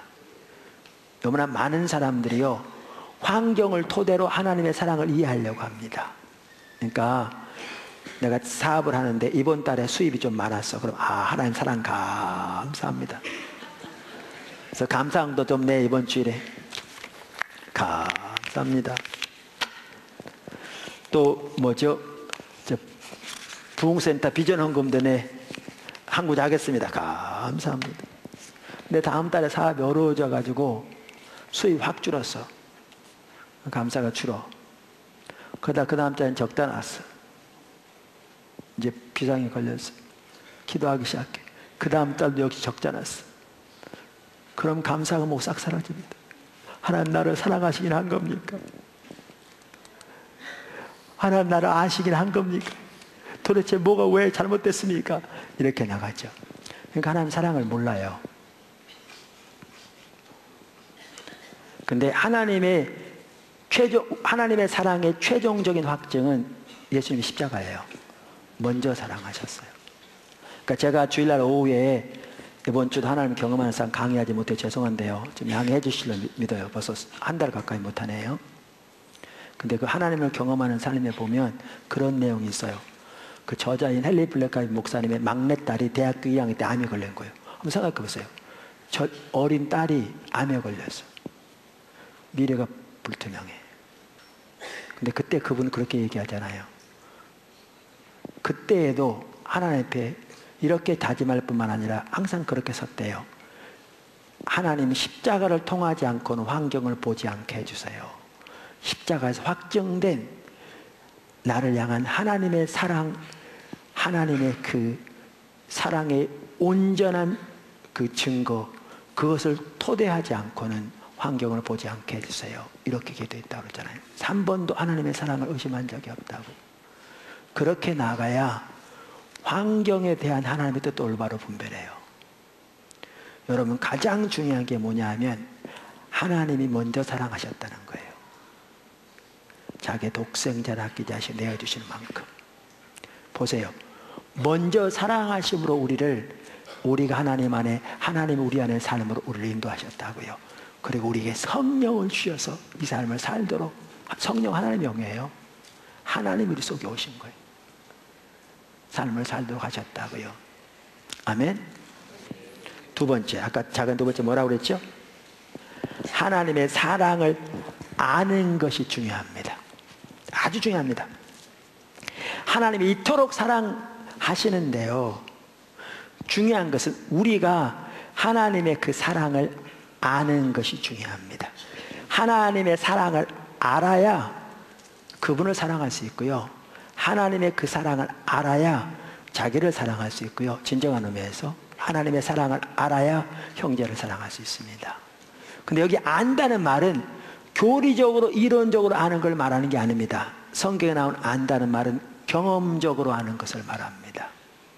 경험적으로. 아까도 나온 것처럼 개인적인 친밀한 교제를 통해서 삶에서 경험적으로 아는 것을 말합니다. 여기 오늘 읽은 본문 말씀도 한번 보실래요? 16절 보십시오. 이렇게 말합니다. 하나님이 우리를 사랑하시는 사랑을 우리가 어떻게 해요? 알고 믿었노니. 하나님은 사랑이시라. 사랑 안에 거하는 자는 하나님 안에 거하고 하나님도 그 안에 거하느니라. 여기에 보면 요한은, 그리고 초대교회 성도들은 하나님의 사랑을 알았기에 그들이 서로 사랑한 걸 볼 수 있습니다. 하나님의 사랑을 아는 게 중요합니다. 자, 보세요. 여기 이제 두 가지 면이 있습니다. 하나님을 아는 것, 하나님의 사랑을 아는 것, 모든 면이 다 두 가지 면이 있는데요. 하나는 안다는 건 뭐라고요? 경험적으로 아는 거. 그럼 알려면 반드시 뭐가 있어야 되냐면 하나님이 하셔야 알아요. 우리가 노력해도 되지 않아요. 성경을 2000번 읽어도 몰라요. 성경 읽는 게 중요해요. 근데 성경 2만 번 읽어도 안 돼요. 태어나서도 죽을 때까지 성경만 읽어도 안 돼. 기도만 해도 안 돼요. 여러분, 아무 일도 안 하고요, 다 직장 때려치우고 퇴직금 받은 걸로 밥 먹고 맨날 교회만 와서 월요일부터 토요일까지 주일날은 말할 것도 없고 아침부터 저녁까지 밥 사 먹으면서 교회에서 기도만 해도요, 하나님 사랑, 하나님 아는 거 안 돼요. 안 돼요. 하나님의 사랑을 알고 하나님을 아는 것은 누가 아셔야 되냐면 그분이 성령을 통해 우리의 마음눈을 밝히셔서 그분 자신과 그분의 사랑을 알게 주셔야만 알아요. 그렇지 않으면 안 돼요. 그래서 기독교는 계시의 종교예요. 그래서 자, 그럼 하나님의 사랑만 하더라도 한번 보실래요? 하나님의 사랑만 하더라도 여기 성경을 보시면 사도 바울이 에베소 3장 14절부터 보면 기도해요. 거기 한번 보시죠. 에베소 3장 14절. 에베소 교회를 위한 기도입니다. 이러므로 내가 하늘과 땅에 있는 각 족속에게 이름을 주신 아버지 앞에 무릎을 꿇고 비노니. 이 말은요, 간절히 기도한다는 말이에요. 여러분, 우리나라 사람들 무릎 꿇고 기도하는 게 쉽잖아요. 서양인들은 그거 불가능해요. 거의 그래서 무릎 꿇고 기도한다는 그들은 상상도 못해요. 근데 유대인들은 일반적으로는 서서 기도했대요. 그런데 특별하게 간절히 기도할 때는 무릎 꿇고 기도했대요. 그러니까 여기에 사도 바울이 무릎을 꿇고 구하오니 비노니 이 말은 그만큼 간절히 기도한 걸 말해요. 그러면서 교회를 위해 기도하면서 이렇게 말해요. 그 중에 하나가 뭐냐? 18절 보십시오. 3장 18절. 능히 모든 성도와 함께 지식에 넘치는, 지식에 넘치는 말이 뭐예요? 우리 지식을 초월하는, 다시 말하면 우리의 지식을 가지고는 알 수 없는, IQ가 3000이라도 알 수 없는, IQ 3000 있는지 모르겠어요. 200만 돼도 천재인데, 근데 어떤 사람이 IQ가 3만이라고 그래도요, 그걸로 몰라요. 왜? 인간의 지혜로는 알 수 없어요. 그래서 뭐라고 표현하냐면 지식에 넘치는 이라고 표현해요. 근데 이렇게 말해요. 지식에 넘치는 그리스도의 사랑을 뭐하고? 알고. 지식으로는 알 수 없는데, 지식에 넘치는 건데, IQ가 3만이라도 모르는데, 근데 그 사랑을 어떻게 해요? 알아요. 그래서 사랑을 알고, 그 너비와 길이와 높이와 깊이가 어떠함을 깨달아 하나님의 모든 충만하신 것으로 너희에게 충만하게 하시기를 구하노라. 여기에 보면 사도 바울이 간절히 기도한 내용 중 하나가 뭐냐? 지식으로는 알 수 없는, 그러나 예수 그리스도 사랑의 넓이와 길이와 깊이와 높이를 깨달아 알게 되길 위해 기도해요. 이건 뭘로 아느냐? 성령으로 아는 거예요. 성령으로. 그래서 로마서 5장 5절에 이렇게 말해요. 사도 바울이 소망이 우리를 부끄럽게 하지 아니하면 우리에게 주신 성령으로 말미암아 하나님의 사랑이 우리 마음에 부음받음이니. 여기 보니까 이렇게 돼 있어요. 성령을 통해서 하나님의 사랑이 우리 마음에 부음받게 됐대. 그러니까 이 말은 이게 하나님의 사랑이라고 그러면 성령이 내 마음 뚜껑 열고 부어주는 거냐? 아니에요. 이 말은 무슨 뜻이에요? 성령이 우리의 마음을 열어 하나님의 사랑을 깨닫게 해주시는 걸 말해요.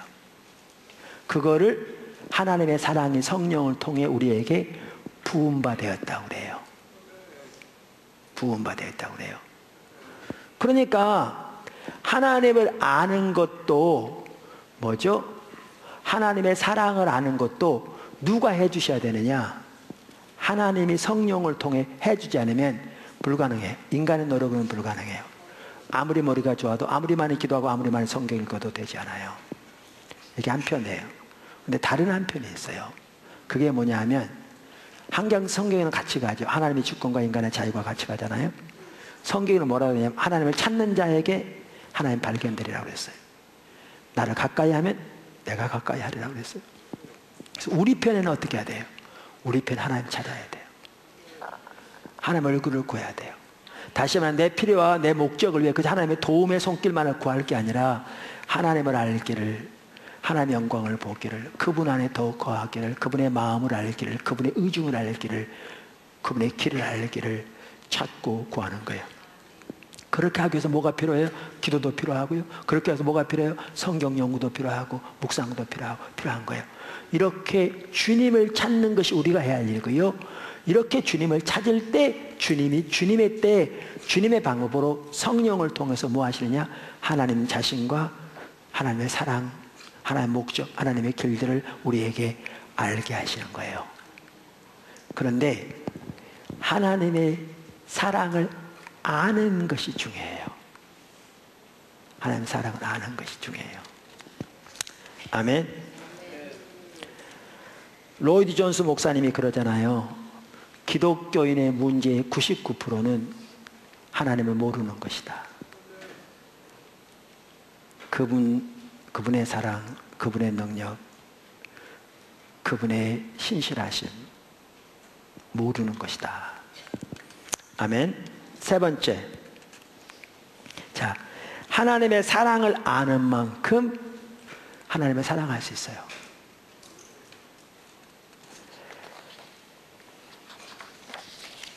우리 속에 넘치는 하나님의 사랑이 우리에게 하나님을 사랑할 수 있는 능력을 보여줘요. 성경에 보면요, 하나님을 사랑한다는 말은 존재를 다해 사랑한다는 말이에요. 그런데 하나님의 사랑을 아는 것이 그렇게 하나님을 사랑할 수 있도록 우리에게 능력을 보여줘요. 그래서 오늘 읽은 요한일서 4장 19절은 우리가 사랑함은 그가 먼저 우리를 사랑하셨습니다. 이렇게 말하고 있죠. 지난주에도 어제도 결혼이 두 가정이 있었죠. 이상로 목사님, 우리 파송한 군성교 목사님 자녀, 또 우리 성도 자녀 어제 결혼식이 있었고요. 이번 주 토요일에는 우리 막내 결혼합니다. 근데 자 보세요. 여기 신랑 신부가 있는데 제가 자주 얘기하지만 신랑이 신부를 사랑하는데 얼마나 사랑하느냐. 자기 하나뿐인 심장도 신부를 위해서 이식시켜주고 자기는 죽더라도 그렇게 떼어줄 만큼 사랑해요. 세상에 그런 남편이 있는지 모르겠어요. 혹시 그런 남편이 있으면 잘 달라붙으세요. 근데 남편은 그렇게 사랑하는데 신부가 신랑 혼자만 가지고 만족하지 못해. 신랑 사랑이고 자기는 다른 남자도 필요해. 그런다면 이 관계가 유지되겠어요? 안 되죠. 이 친밀한 관계가 유지되고 이 가정에 진정한 하나님의 축복과 평강이 함께 하려면 신부도 그렇게 신랑을 사랑해야겠죠. 하나님이 왜 우리에게 마음과 뜻과 성품을 다해 주 너의 하나님을 사랑하라, 이게 가장 크고 첫째 되는 계명이라고 말씀하시냐면요, 하나님이 먼저 우리를 그렇게 사랑하셨고 사랑하시기 때문에 그래요. 하나님은요 하나뿐인 심장을 떼어내어 줄 만큼, 그래 자신을 희생할 만큼, 그만큼 우리를 사랑하세요. 그것이 독생자를 아끼지 아니하시고 이 땅에 종의 형체로 보내셔서 십자가에 우리를 위해 내어주신 사랑이에요. 그리고 이 사랑의 교제가 유지되려면 우리 또한 하나님을 그렇게 사랑할 때 이 관계가 유지되고 친밀한 교제가 유지되는 거죠. 그리고 이 하나님과 친밀한 온전한 사랑의 교제 가운데 있을 때 인간은 가장 행복하고 거기에 가장 하나님의 생명과 은혜가 넘치고 그것이 가장 복된 삶이고 그것이 우리가 누릴 수 있는 인간의 최대의 행복이에요. 하나님이 그걸 원하시는 거죠. 나눠진 마음이 우상숭배죠. 그래서 주님은 우리에게 그렇게 사랑하라고 계신 거예요. 여러분 왜? 하나님이 먼저 사랑하시기 때문에요. 근데 이렇게 사랑하는 거요 언제 가능하냐 하면 하나님의 사랑을 알아야 가능해요. 하나님의 사랑을 아는 만큼 우리는 그분을 사랑할 수 있어요.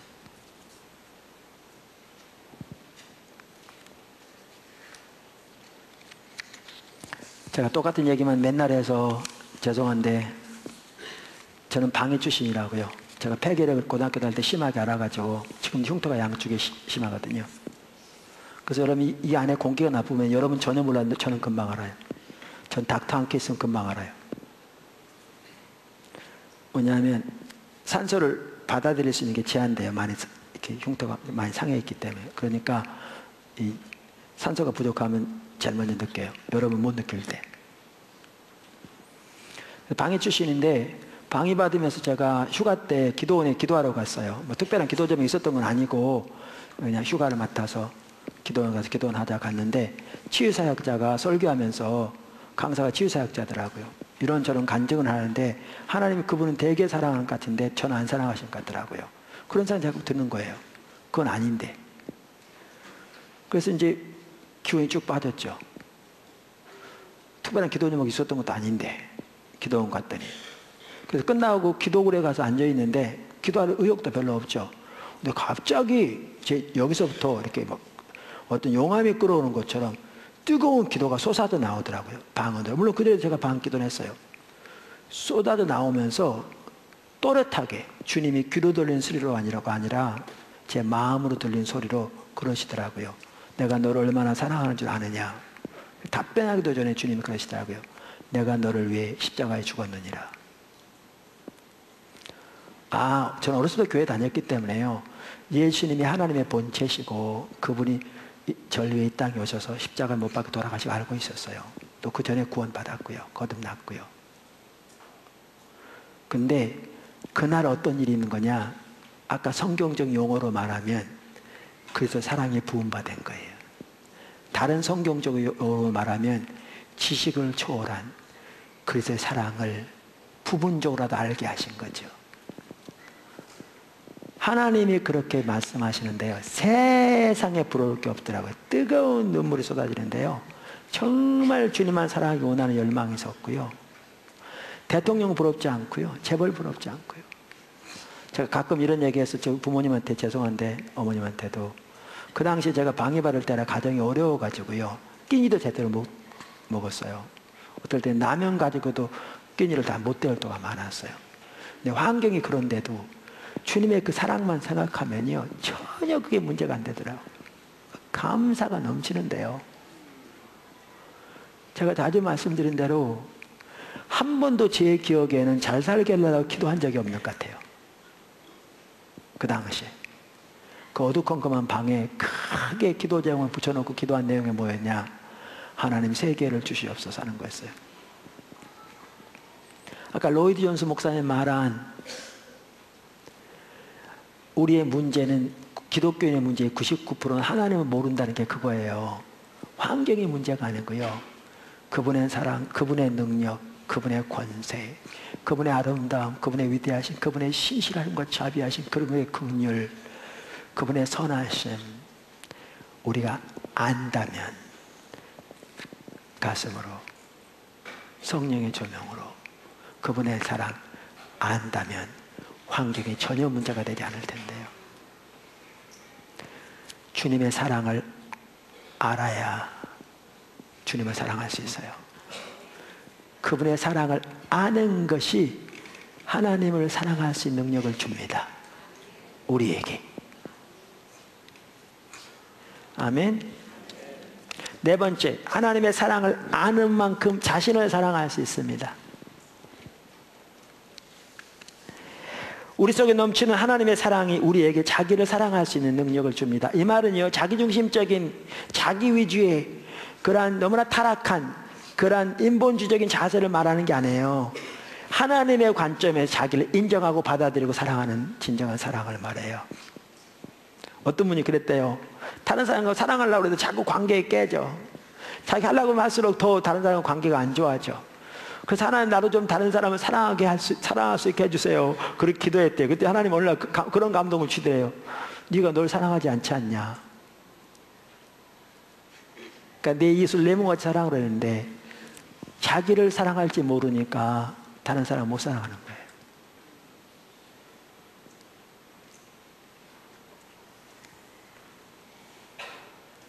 우리 중에 적지 않은 사람들은요, 자기를 사랑할지 모르니까 다른 사람을 사랑할지 몰라요.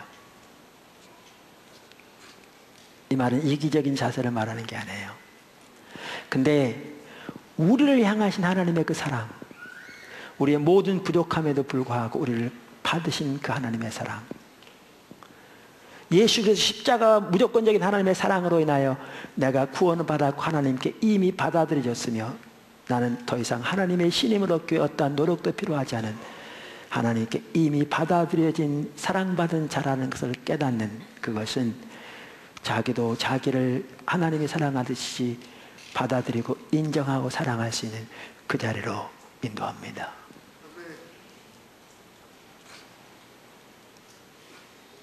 우리의 있는 모습 그대로.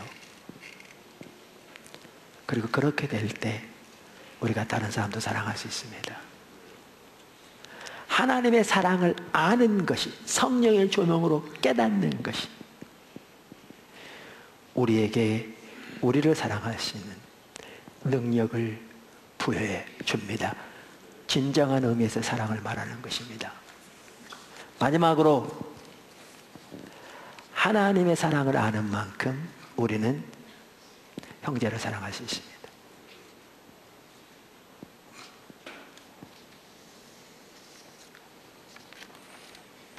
인간적인 박애와 사랑은 한계가 있습니다.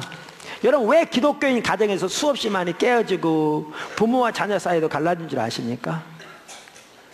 우리는 안 믿는 사람과 똑같이 내가 이만큼 해줬으면, 내가 10을 해줬으면 그것도 내 중심대로, 내 방법대로, 내 생각대로 10을 해줬으면 상대방이 10은 아니라도 8은 갚아야 되는데, 내가 10을 해줬는데 8은커녕 전혀 그것을 고맙다고도 생각하지 않아요.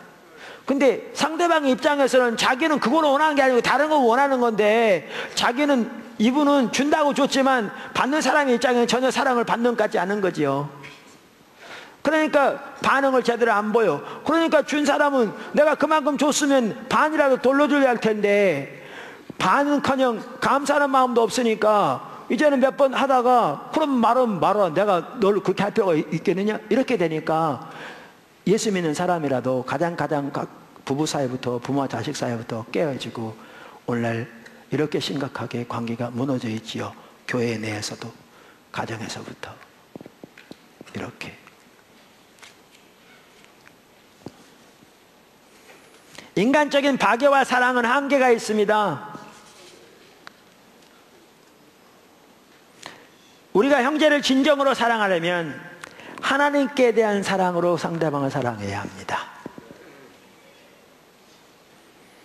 그러니까 우리를 향하신 하나님의 사랑을 우리가 알 때 그분을 사랑할 수 있게 되고요, 그 사랑으로 상대방을 사랑하게 될 때 상대방이 어떻든지 하나님의 사랑으로 상대방을 사랑할 수 있는 자리에 우리가 설 수 있게 됩니다.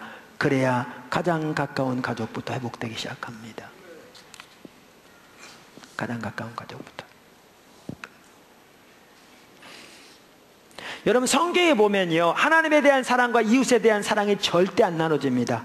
가장 큰 계명이 뭐예요? 전존자 하나님 사랑하라. 두 번째 계명이 내 이웃을 내 몸을 사랑하라. 여러분, 구약의 호세아 6장 6절에 나는 인애를 원하고 제사를 원치 않는다 그럴 때 인애가 사랑인데, 신약에서 예수님이 그 구절을 여러 번 인용하셨는데 거기에 뭐 하나는 하나님의 사랑을 의미했고요, 또 하나는 이웃을 향한 긍휼을 의미했어요. 이 둘이 안 나눠져요. 이 손바닥의 양면처럼. 이 말이 무슨 말이냐, 우리가 하나님을 먼저 사랑하는 것이 먼저 돼야 되고요, 그래서 하나님을 사랑하면 그것이 반드시 뭘로 나타나게 돼 있다고요? 형제 사랑으로 나타나게 돼 있고요, 반대로 형제 사랑만 하더라도 하나님에 대한 사랑으로 형제 사랑을 해야 이 사랑이 진정한 사랑이 될 수 있다는 거예요. 그래서 둘은 절대로 나눠지지 않습니다. 그러니까 우리가 우리를 향한 하나님의 사랑을 아는 만큼 하나님을 사랑할 수 있는 능력을 우리에게 주고, 자기를 사랑할 수 있는 능력을 줄 뿐만 아니라 이제 그 하나님에 대한 사랑으로 우리는 다른 사람을 사랑할 수 있습니다. 하나님의 관점에서 상대방이 어떻든지 상관없이 나는 하나님에 대한 사랑으로 내 부분에서 상대방을 사랑하고 섬길 수 있게 되는 것입니다. 그것이 형제 사랑입니다. 여기 좋은 예가 누구냐? 바울입니다. 제가 몇 구절만 읽고 마치겠습니다. 고린도서 4장 5절에 보면 사도 바울은 교회의 종이 되었다고 말합니다. 고린도서 9장 19절에 보면 심지어 모든 사람의 종이 되었다고 말합니다. 그래서 데살로니가서 2장 8절에는 사도 바울이 복음을 전할 뿐만 아니라 자기 목숨까지도 교회를 위해 기꺼이 내어주기를 기뻐했다고 말합니다. 왜냐하면 그들이 자기의 사랑하는 바 되었기 때문이라고 말합니다. 그런데 그렇게 기꺼이 스스로 자발적으로 모든 사람이 종이 될 만큼, 목숨까지 아끼지 않아 내어주기를 기뻐할 만큼 섬기는 삶을 살았는데, 그 배후에 어떤 동기가 있었느냐? 고린도후서 5장 14절에 이렇게 말합니다. 그리스도의 사랑이 우리를 강권하시는도다. 그 배후에 자기를 향한 하나님의 사랑, 그리고 그로 인하여 그 예수님을 사랑하는 그 사랑이 그 배후에 있었습니다. 그렇기 때문에 그는 그렇게 형제를 사랑할 수 있었습니다. 이것이 우리 신앙생활입니다. 이제 종합적으로 정리하고 마칩니다. 우리의 신앙생활은 지속적으로 하나님을 아는 겁니다. 지속적으로. 그리고 이 하나님을 아는 것과 형제 사랑은 뗄래야 뗄 수 없도록 밀접하게 관련이 있습니다. 하나님 아는 만큼 형제를 사랑하고, 형제를 사랑하는 만큼 하나님 더욱더 알게 되는, 반대는 또 그 반대. 근데 하나님은 우리를 구원하시고 우리에게 성령을 주셔서 우리가 하나님 안에, 하나님이 우리 안에 거하시는 그 삶을 이미 인도하셨습니다. 그리고 그 삶을 살 수 있는 모든 능력을 우리에게 이미 주셨습니다. 그러면서 형제를 사랑하라고 합니다. 하나님이 우리를 먼저 사랑하셨고요. 우리가 그 사랑을 아는 것이 중요하고요. 그 사랑을 알 때 하나님을 사랑할 수 있고요. 그 사랑을 아는 만큼 자기를 사랑할 수 있고요. 그때 우리는 그 사랑을 아는 만큼 그 사랑의 능력으로, 그 힘으로 형제를 사랑할 수 있습니다. 이것이 하나님께서 말씀하시는 기독교인의 삶입니다. 이것이 저와 여러분이 오늘도 배우기를 추구해야 할 삶의 한 부분입니다. 비록 가다가 엎어지고 꺾여질지 몰라도 다시 일어나 회개하고 또다시 그렇게 살기를 추구해야 할 삶입니다. 그 삶을 저와 여러분이 더 배워가게 되기를 주님의 이름으로 축원합니다. 기도하겠습니다.